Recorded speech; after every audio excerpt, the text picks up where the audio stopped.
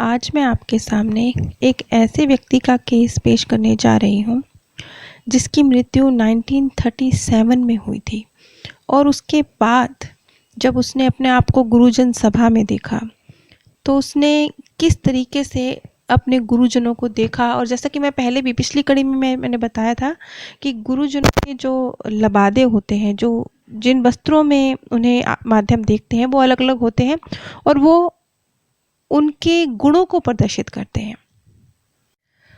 जो माध्यम से पहला सवाल पूछा गया, तुम्हारी सभा में कितने गुरुजन हैं?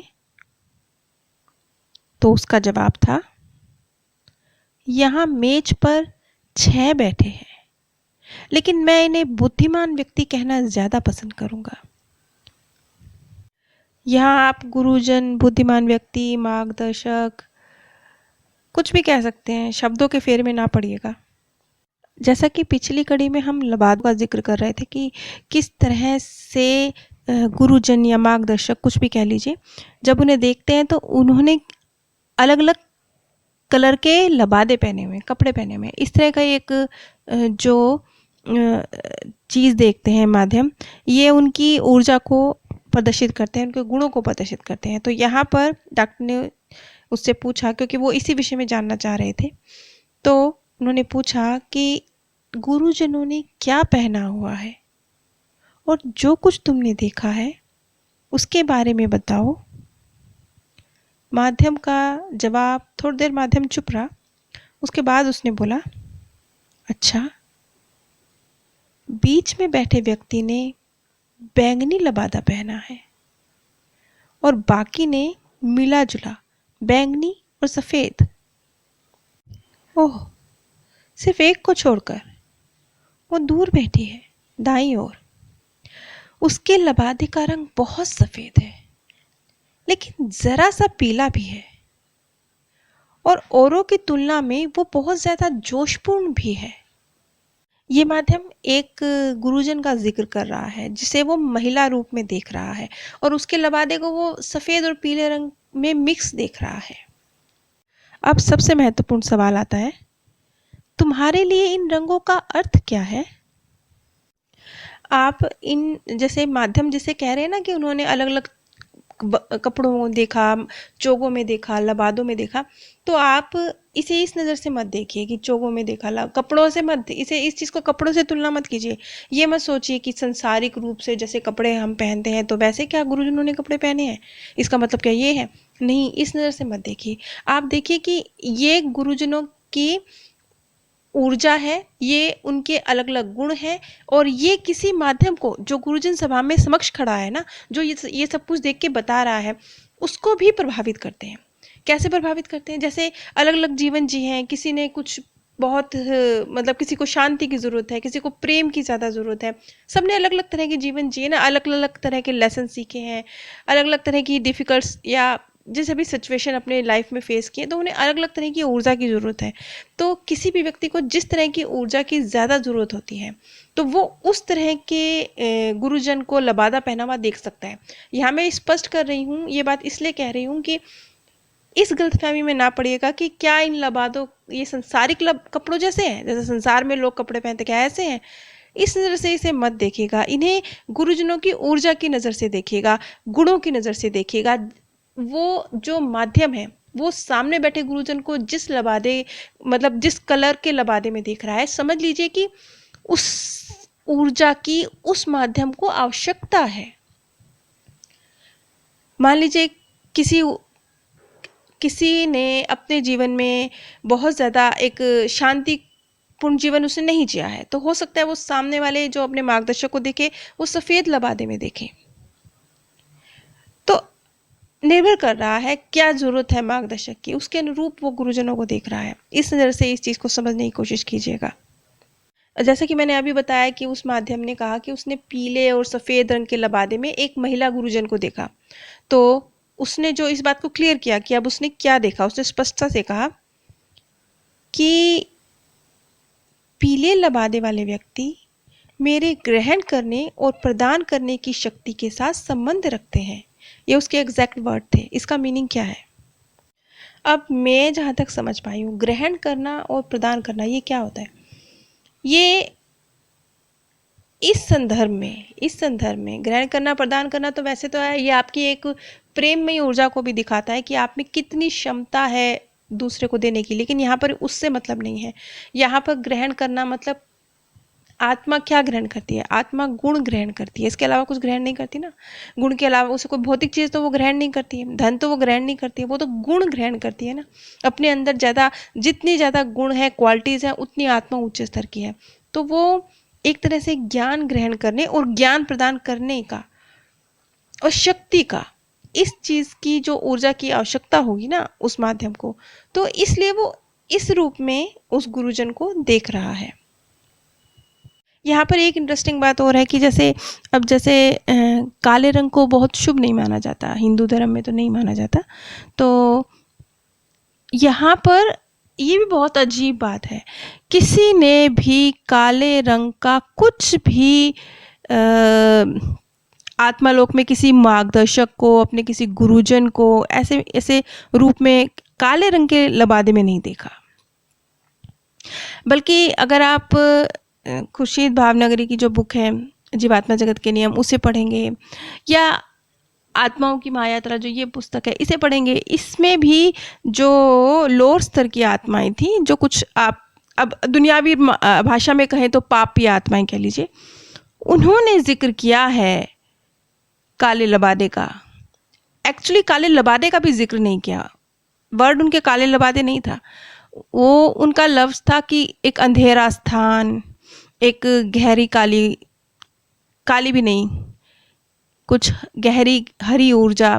क्योंकि जैसे यहाँ पर था जिक्र, ये जो पास्ट लाइफ रिग्रेशन में जिन लोगों ने ऊर्जा को देखा ना, पापी लोग कह लीजिए, वैसे शब्द अच्छा नहीं लगता लेकिन दुनियावी भाषा में ये कह लीजिए, लेकिन आत्मा लोक में उन्हें पापी नहीं कहा जाता। आत्मा लोक में तो वो एक बीमार आत्मा की तरह है। तो उन्होंने कालीमा लिए हुए हरी ऊर्जा को देखा, जो एक तरह से हीलिंग की ऊर्जा थी।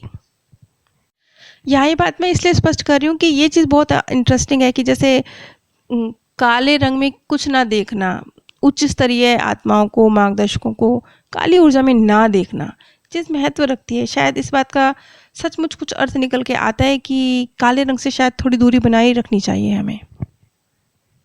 आगे इस माध्यम ने कहा, मुझे याद आता है 2 जीवनों के पहले इस स्थान पर कोई दूसरा था जिसने लाल रंग का लबादा पहना था।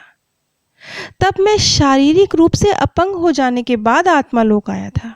देखिए, पहले शायद ये जो माध्यम है जिसने अपने, ये 1937 में जब वो एक जीवन जीने के बाद मृत्यु को प्राप्त हुआ है, वो एक्सपीरियंस बता रहा है। उससे भी पहले का एक्सपीरियंस कह रहा है कि तब उसने लाल लबादे में, यानी तब उसने लाल रंग की ऊर्जा की आवश्यकता थी।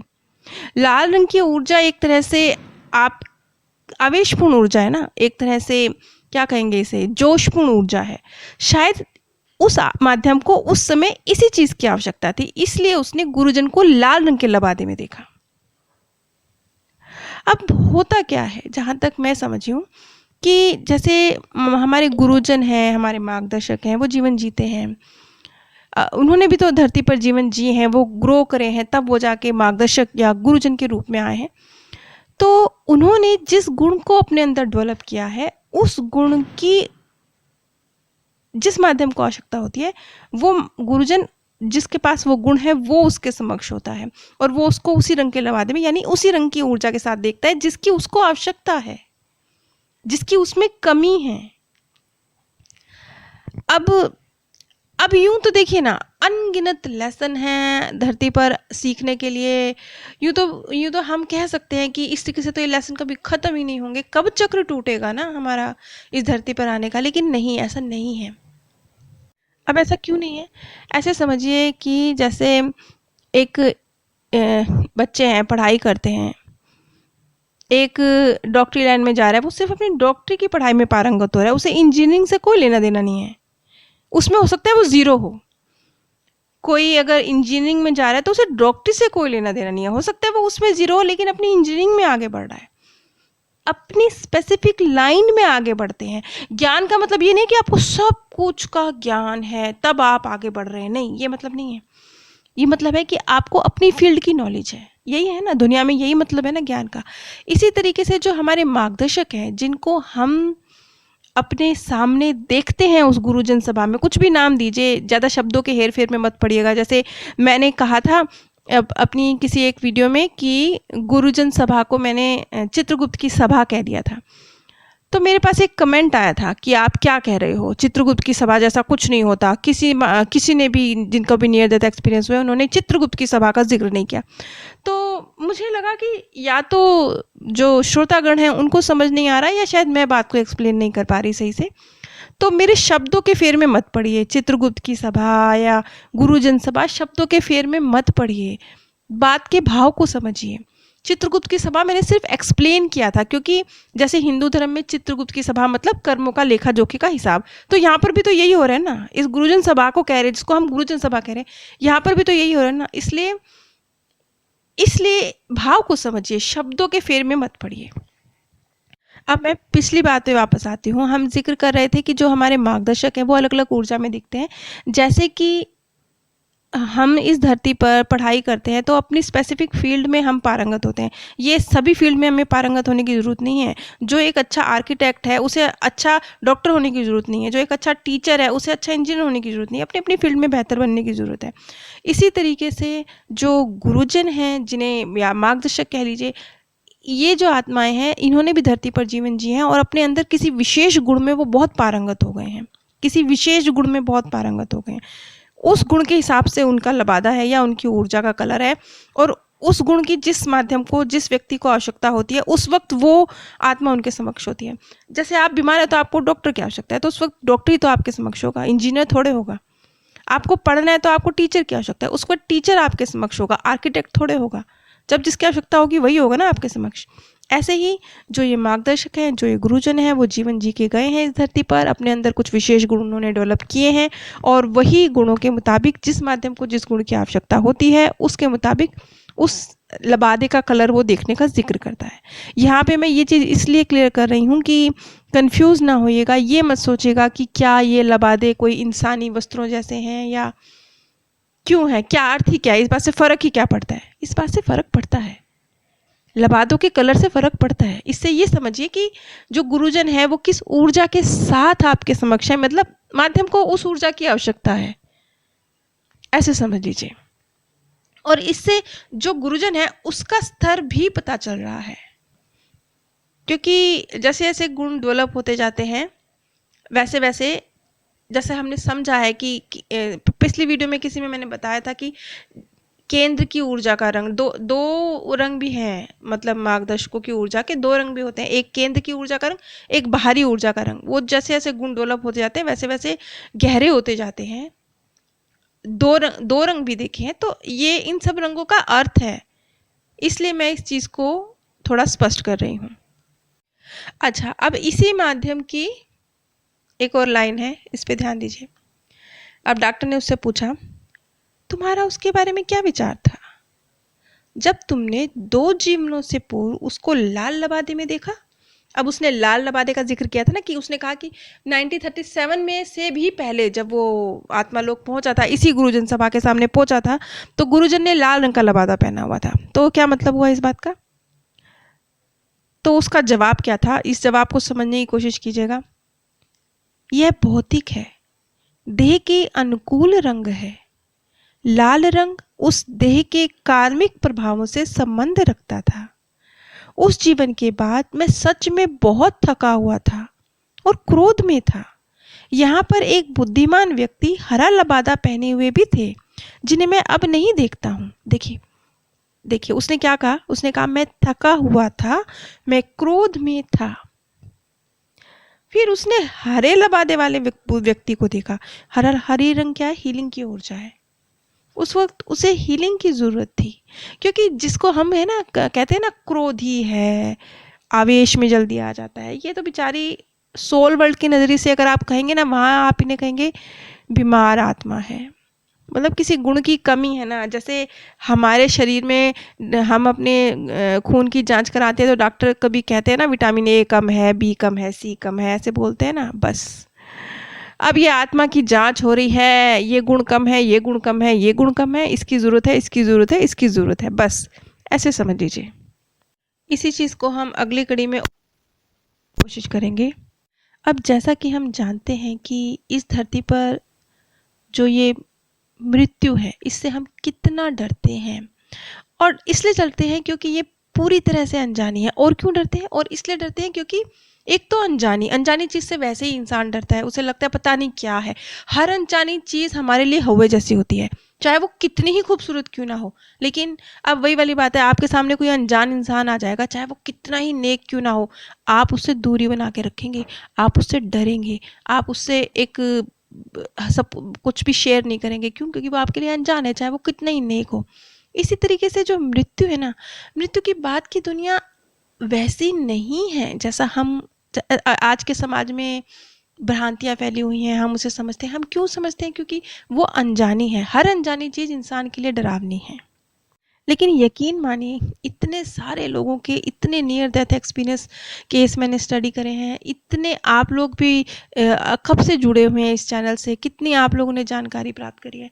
तो आप खुद सोचिए कि इतने सुंदर सुंदर एक्सपीरियंस है लोगों के मृत्यु के बाद की दुनिया को, तो कहीं कुछ तो गड़बड़ है ना। कहीं समाज में शायद शायद जानबूझकर या अनजाने में कुछ भ्रांतियां हैं मृत्यु के बाद की दुनिया से जुड़ी हुई।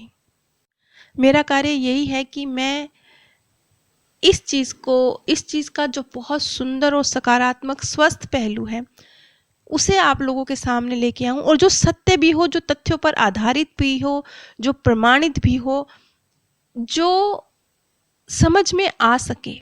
मैं अपनी तरफ से पूरी कोशिश करती हूँ। अब ये नहीं पता मैं अपनी कोशिश में कितनी कामयाब हूँ।